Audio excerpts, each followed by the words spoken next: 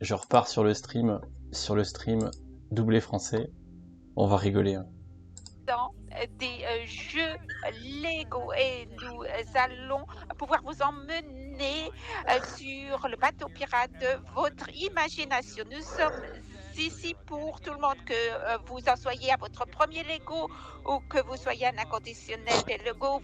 Si vous êtes une de ces personnes qui n'ouvrent pas la boîte parce que vous pensez que cela vaudra quelque chose un jour, Vic, je me tourne vers toi. Vic, ouvre la boîte, profites-en. La spéculation, c'est le mal. Mais peu importe ce qui vous Spéculez pas. passionne, contactez-nous pendant Contactez-nous. l'émission. Dites-nous où vous êtes, avec qui vous regardez, ce que vous aimez, ce que vous construisez. Oh merde. Oh merde, j'en peux plus. Ah, j'en peux plus. Et ça fait quoi? Ça fait 10 minutes qu'on stream, j'ai mal aux abdos là. Je peux vous dire qu'on s'est vraiment bien marré avec Josiane, la traductrice, durant cette LegoCon 2022 samedi dernier. Et si vous l'avez pas déjà fait, je vous invite tout de suite à suivre ma chaîne Twitch. On se marre bien. Bref. Bonjour tout le monde, vous l'avez compris, on est dans une vidéo Briactu 167 où aujourd'hui on va majoritairement débriefer la LegoCon de samedi dernier. Les annonces, le format, tout ça, tout va y passer dans cette vidéo du jour. Donc je vous propose de pas faire une intro trop longue et on va aller tout de suite un petit peu dans le vif du sujet en commençant par le plus important, à savoir les annonces.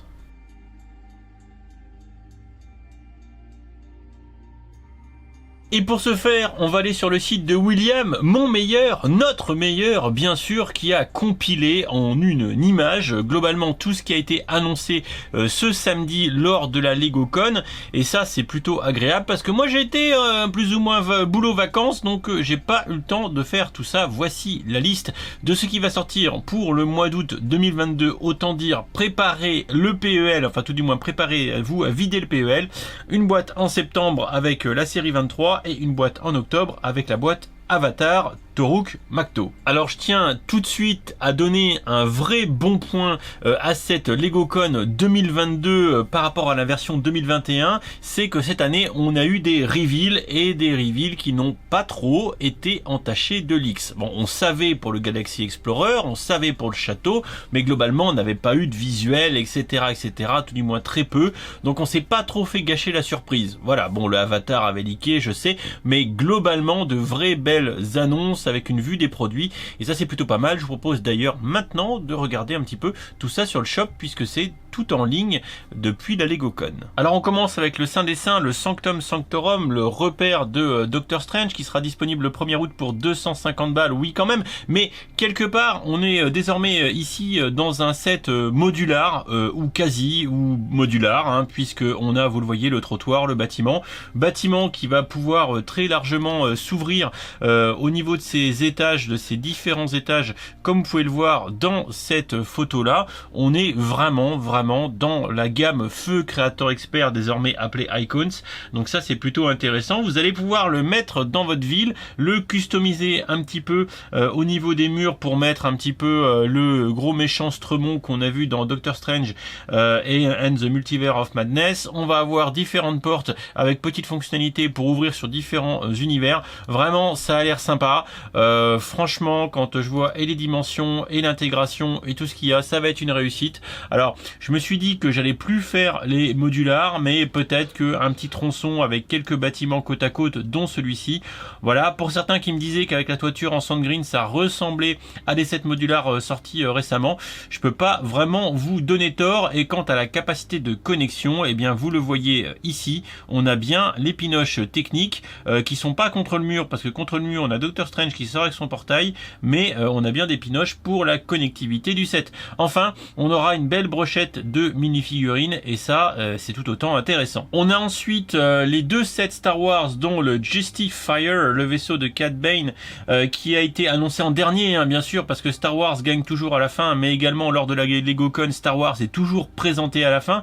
Alors sincèrement, vis-à-vis du compte de pièces ici 2022, un set à 70 €, il est possible qu'on soit soit totalement overpriced, c'est-à-dire totalement hors de prix.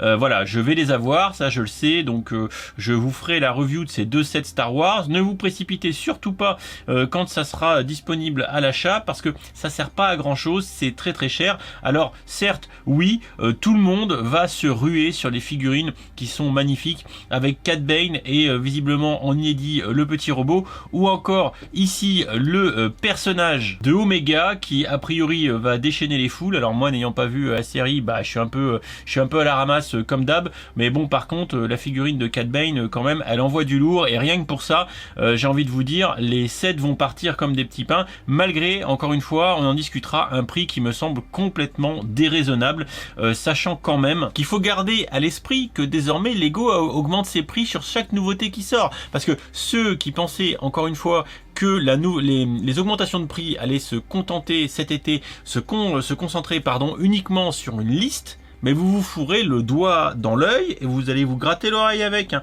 Non, c'est à partir de maintenant, tout ce qui va sortir, ça va être augmenté. Hein. Y a pas de souci là-dessus. Et visiblement, tous les sets qui ont été présentés à la LegoCon souffrent de prix qui ont monté un petit peu, ce qui semble très sincèrement, j'ai envie de vous dire, confirmer cette théorie. On a ensuite le second set qui a été annoncé, c'est-à-dire un AT TE, 140 €, 1er août également. Et là, je sais que plein de gens en train de dire ouais, il est magnifique, etc. C'est vrai, il est beau, et en plus on a une armée de clones, etc. On a encore des battle droids, et surtout on a le commandant Cody. Ce qui va faire que cette boîte risque là encore de se vendre comme des petits pains, parce que visiblement le commandant Cody, vous le kiffez tous à fond. Alors moi un petit peu moins, parce que je suis un peu moins dans les clones, dans toute cette saga de séries, etc. qui rend ces clones légendaires, et qu'a priori tous les AFOL, les TIFOL, les CAFOL, fans de Star Wars veulent le commandant Cody, personnage emblématique d'Ixit, mon copain William. Voilà, vous avez toutes les photos ici, et clairement un beau pool de clones dans cette boîte. Néanmoins, encore une fois, il faudra faire le compte, puisque ici, avec une boîte qui va comporter, je remonte sur la boîte face avant, 1082 pièces, on est à 140 €. Je ferai le prix au kilo, mais il est à prévoir, encore une fois, un prix assez peu raisonnable. On a ensuite, selon moi, le vrai banger, c'est-à-dire le vrai set qui envoie du pâté de cette LegoCon, à savoir The Lion's King Castle, 399,99 €, 400 balles, 7, 10, 305, le set des 90 ans. Voilà, alors ça, je sais de source sûre que Lego ne va pas me l'envoyer, donc je vais l'acheter avec mes pépettes. Un château qui envoie du steak, qui a, comme on me l'a dit, très peu de tenons apparents, c'est vraiment Made in 2022. Il y a vraiment une intégration et un design qui est léché sur ce produit, que je trouve vraiment très sympa. J'aime beaucoup les châteaux, je suis un peu nostalgique des châteaux, donc je suis pile dans la cible visée par ce set. Voilà, un set visiblement assez cher, malgré le fait qu'on ait 4500 pièces, et que donc en rapport qualité-prix on sera peut-être pas trop mal, à défaut moins mal que les sets Star Wars. Un château qui pourra donc être soit fermé comme ça, assez compact, soit ouvert comme ceci, pour en faire du coup plutôt un playset. Voilà, un set qui est vraiment magnifique, qui à mon sens est à la hauteur des 90 ans de la marque. On est sur une gamme emblématique, on est sur une réalisation sans faute selon moi, un bel objet et décoratif, et de jouabilité, et de nostalgie. Bref, tous les ingrédients sont là pour en faire un beau produit. La seule problématique, c'est son prix, bien évidemment. Dans la même lignée, on a eu une autre annonce très intéressante. On est encore là aussi dans dans le rétro, dans encore une fois la nostalgie, avec le set 10497, le Galaxy Explorer, qui fait bien sûr hommage à son grand frère, qui est désormais assez désuet et assez collector. Donc le Galaxy Explorer version 2022, et bien pareil, moins de tenons apparents, des techniques de construction visiblement très intéressantes pour le cockpit, des bords d'attaque du vaisseau ici qui sont en brick build et de toute beauté, contrairement aux vieux vaisseaux à l'époque qui avaient des tenons partout. Là on en a quand même beaucoup moins. Bien sûr, tout comme la boîte du château, ici on reprend les codes graphiques des gammes de l'époque, on fête les 90 ans, on est là pour engranger les pépettes des fans nostalgiques comme moi. Voilà, donc une très belle boîte qui est vraiment stylée, qui apportera son lot de figurines, qui permettra aux anciens comme Jean-Jacques ici, eh bien de s'extasier et de faire une décoration à l'ancienne. Vraiment une très belle boîte. Encore une fois, une boîte qui n'est pas donnée. Par contre, celle-ci, Lego va me l'envoyer. On verra à 100 €. Si on est bien placé, bon, je pense qu'on sera quand même mieux placé que parce que 1254 pièces et 100 €, je pense que ça reste un set assez accessible, pas donné mais accessible. On verra si le rapport qualité-prix est bien positionné. C'est une possibilité que je n'exclus pas. Je vais la voir, je vous en parlerai dès que je l'aurai. Dans les autres annonces, rapidement, du Minecraft, là c'est un petit peu plus osef tiers, hein, mais si vous êtes fan de Minecraft, pourquoi pas. 2 boîtes, une boîte à 30 balles. Alors la boîte ici à 30 balles, 364 pièces, pourquoi pas. Il faudra voir un petit peu si le rapport qualité-prix est pas mal. Et ici l'autre boîte Minecraft avec ici le village abandonné avec des petits chats. Voilà, 49,99 €, bon, peut-être un peu plus cher, un peu moins bien, pourquoi pas. Également, on a eu une autre annonce un peu Made in Football avec comment dire, un peu l'héritage de la boîte Go Brick Me avec ici FC Barcelona Go Brick Me où vous allez pouvoir du coup vous pimper en mode joueur de foot avec du coup les pièces tampographiées à l'effigie du club du Barça. Voilà, vous allez pouvoir faire un peu ce que vous voulez. Bon, c'est vous qui voyez, j'ai envie de vous dire, avec tout un tas de pièces customisées. Alors par contre, il y a l'air d'y avoir du stickers. Ça, c'est pas Glop, hein. Bon, pourquoi pas. Voilà, une boîte qui est pas si chère que ça, 20 balles, et qui devrait, je pense, apporter des opportunités aux fans de football. On continue avec une autre annonce un peu osef tiers. Eh bien, c'est une boîte Lego Arts en mode fleurs. Voilà, il continue dans la déco hardcore. Donc là, vous avez de quoi faire des fleurs avec différents modèles accessibles. Et il n'est à n'en pas douter que Lego proposera assez rapidement suite à cela des plans alternatifs pour modifier le truc. Et j'avais cru voir un panneau avec genre une dizaine de fleurs différentes. Autant dire que les possibilités sont assez notables. Pour ceux qui aiment les petits personnages Super Mario, on annonce un nouveau pack de figurines Super Mario. Alors je trouve le packaging assez sympa. Ça vous permettra d'ajouter un peu de fonctionnalité avec des monstres, avec des machins dans vos parcours Super Mario. On est déjà à la série 5. Alors c'est que ça doit marcher quand même, hein. C'est qu'il doit y avoir des gens qui aiment ça. Après, je pense que les fans de franchise autour de l'univers Nintendo peuvent être intéressés par ces personnages qui sont un petit peu emblématiques et qui sont pas si mal faits à cette échelle-là, comme les versions de Yoshi ou de Todd, etc., ou les espèces de castors écureuils de la mort. Voilà, pourquoi pas. Bon, moi je vous avoue que c'est pas ma tasse de thé et que ça fait encore 6 balles par truc, sans compter qu'il faut éviter les doubles. Ça commence à chiffrer pas mal. C'est un peu la même chose pour la série 23 qui a été teasée durant la LegoCon avec ces 3 personnages là, avec le capitaine limite du Titanic avec son bateau, le Ren hein, pour William, et le personnage en costume en carton. Par contre, ce que je comprends pas, c'est que Lego nous fait un teasing durant la LegoCon que de 3 figurines, et visiblement sur l'espace dédié à la LegoCon, mine de rien, on a le reveal complet de toute la série ici avec les différents personnages.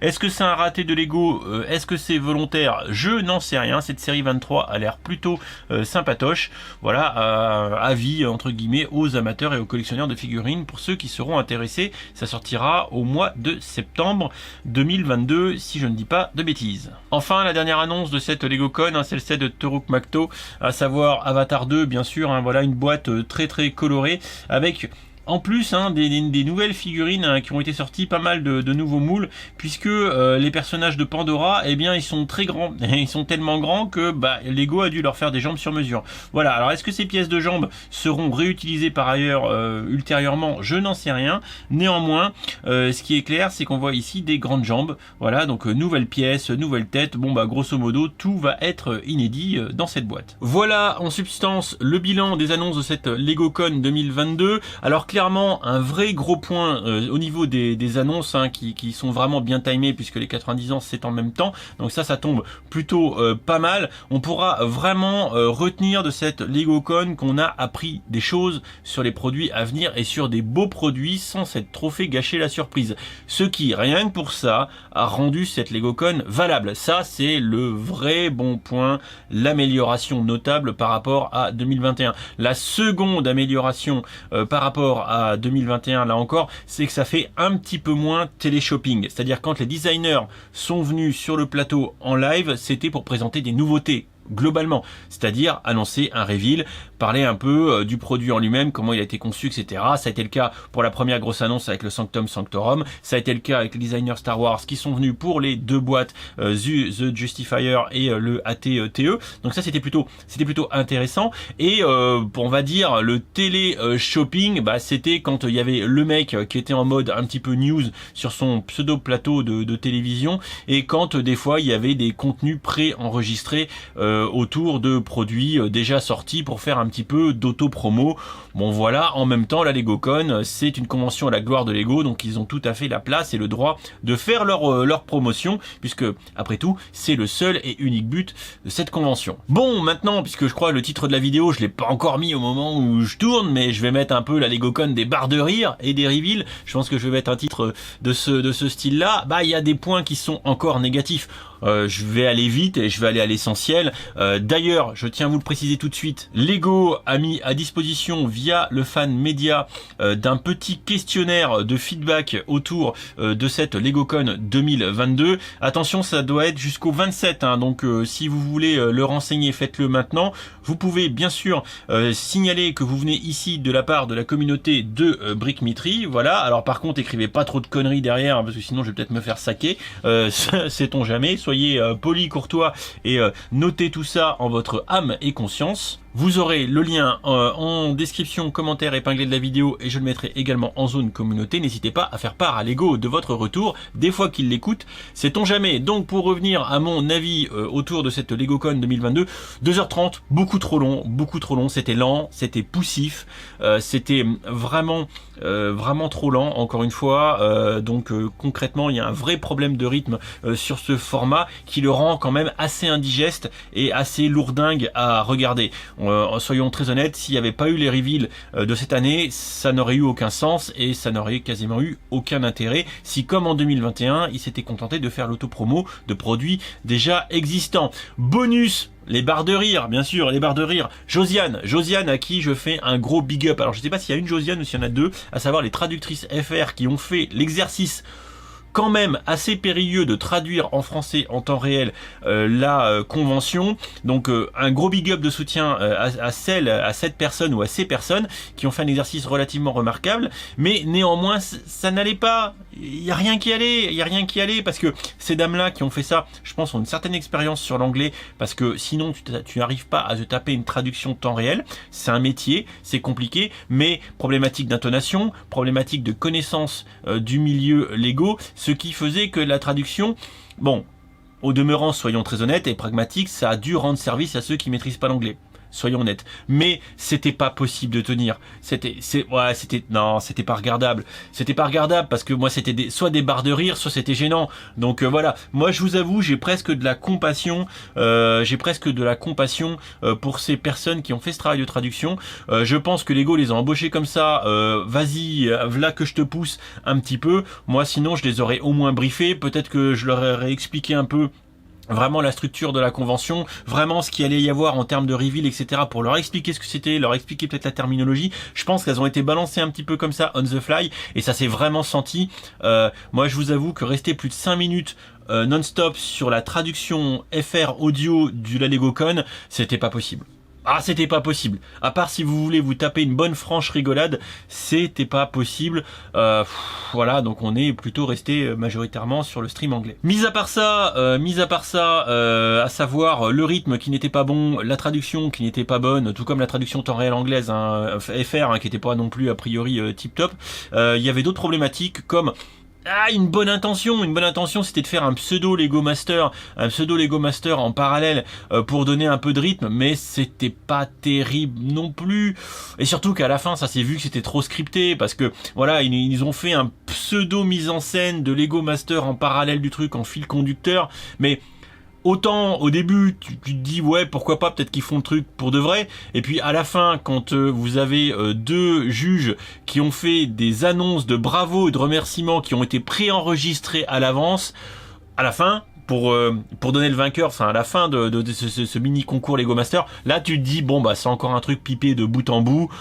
Ah bah c'est dommage parce que c'est voyant quoi, ça se voit, enfin, ça se voit, je veux dire, t'annonces les vainqueurs et t'as les résultats qui sont annoncés par un juge où en fait le truc et la séquence est préenregistrée à l'avance, donc bon voilà quoi, moi je veux bien, mais voilà, c'était pas fou, et soyons honnêtes, ça n'apportait pas grand chose à l'événement, c'était un peu superflu. On peut néanmoins féliciter l'initiative, voilà. Je pense qu'on peut au moins leur rendre le crédit d'avoir essayé, mais ça, faudrait pas le refaire, je pense, parce que finalement, ça n'a rien apporté. Les séquences un peu journalistiques, ça non plus, en mode un peu auto-promo, ça n'a rien apporté non plus. On a eu quelques moments un peu gênants aussi, vous êtes assez nombreux à en avoir fait part, je partage le constat. Je pense que moi, dans mon feedback, je vais inviter Lego, encore une fois, parce que j'avais fait un feedback un peu costaud l'année dernière, à s'inspirer des conventions qui se font dans le milieu du jeu vidéo, etc., où c'est très rythmé, où on se concentre à l'essentiel. Pour ma part, la LegoCon, ça pourrait se résumer que avec les annonces. Tout le reste est, selon moi, superflu, parce que soit c'est gênant, soit c'est trop lent, soit c'est pas intéressant. Donc voilà, j'ai envie de vous dire, allons à l'essentiel et peut-être qu'on y gagnera tous. Autre petite news, visiblement jusqu'au 22, ça a été prolongé. Vous pouvez tenter de choper le Forestman Hideout que j'ai pas encore réussi à choper. J'avais rien à acheter pour l'instant. À voir si je me lance ou pas. Également, ça va être intéressant. C'est pas encore sur le shop, mais ça devrait arriver bientôt. On devrait avoir une espèce de planche de stickers avec les logos, ou tout du moins un poster avec les logos. Pardon, non, c'est un poster avec les logos des. Y arriver, Josiane. Un poster avec les logos Lego et un stickers bizarre avec le canard. Voilà, on a également autre chose qui a été révélé déjà il y a quelques jours, hein, je vous avais fait ça pendant que j'étais en Angleterre, à savoir le Jazz Quartet, le prochain set Lego ID. Alors je vous avoue ne pas du tout être hypé dessus, c'est plutôt bien réalisé. Voilà, à voir si vous avez envie de dépenser encore 100 € dans cet objet musical décoratif, c'est vous qui voyez. Et enfin, dernière petite news, à savoir que 1 billion, si je veux pas dire de conneries, je crois que c'est $1 milliard, dans une factory en Virginie aux États-Unis, avec un truc voilà, bio, écolo, bobo écolo, tout ce que vous voulez. Voilà, donc ils annoncent voilà, vraiment une usine de la mort aux États-Unis, ce qui permettra, je pense, d'augmenter les capacités à produire sur le marché qui est le plus important, je pense, pour Lego, ou un des plus importants pour Lego, à savoir le marché nord-américain. Ils avaient jusqu'à présent l'usine de Monterrey au Mexique, hein, qui faisait tourner la machine, mais visiblement c'est pas suffisant, donc ils vont avoir une deuxième usine au States, hein. Il faut pas s'en cacher, Lego doit vraiment profiter que c'est encore bien vu d'acheter du jouet en plastique non durable tant qu'ils peuvent. Donc voilà, hein, allons-y, pleine balle, roue libre sur la production et les ventes de Lego, parce que peut-être que, comme j'en ai déjà discuté récemment en stream, peut-être qu'en 2030 la messe sera finie, quand peut-être des lois ou autre chose, une réglementation fera que peut-être que les jouets avec du plastique, puisque finalement on est tous nous-mêmes des fans de jouets en plastique, peut-être qu'un jour le monde se dira, est-ce que c'est encore raisonnable d'acheter, de vendre des quantités insane de plastique pour des jouets et donc pour des besoins qui ne sont non vitaux. Je vous avoue que, à mon sens, le concept même du jouet en plastique aura du souci à se faire dans quelques années, et peut-être que la logique de Lego c'est plein gaz, les gars, plein gaz tant qu'on peut, advienne que pourra, on verra bien. Moi je vous avoue que si j'étais les petits gars de chez Bellund, j'aurais envie très vite de tartiner beaucoup de foie gras et beaucoup de caviar, et donc je me mangerai le train pour en vendre un max, puisque le jour où on dira d'arrêter, on dira bon bah les gars, on s'est bien éclaté, maintenant c'est fini, on va faire autre chose, on va faire que du digital. De toute façon, il est clair que dans les années à venir, on devra voir, constater une mutation, transformation de Lego pour pérenniser leur modèle, puisque je suis pas sûr qu'on pourra aller à toute berzingue comme ça, ad vitam aeternam, pas quand les ressources sont contraintes, pas quand la planète nous dit arrêtez les gars, il y a forcément un moment donné où il faudra freiner. Pour l'instant c'est l'accélération pied au plancher, on verra le temps que ça durera. Je vous fais des bisous, je compte sur vous pour le feedback sur la LegoCon, je vous mets les liens, n'hésitez pas. Désolé, cette vidéo est peut-être un petit peu longue, mais j'avais beaucoup de choses à vous dire. Voilà, je vais la monter, elle va sortir peut-être un peu tard, je m'excuse pour ça. Je vous fais des bisous, je vais aller très vite et on se retrouve dans le champ commentaires pour que vous me partagiez tous vos avis. Comme d'habitude, j'essaierai de prendre un petit peu de temps pour vous répondre. Ciao ciao, salut.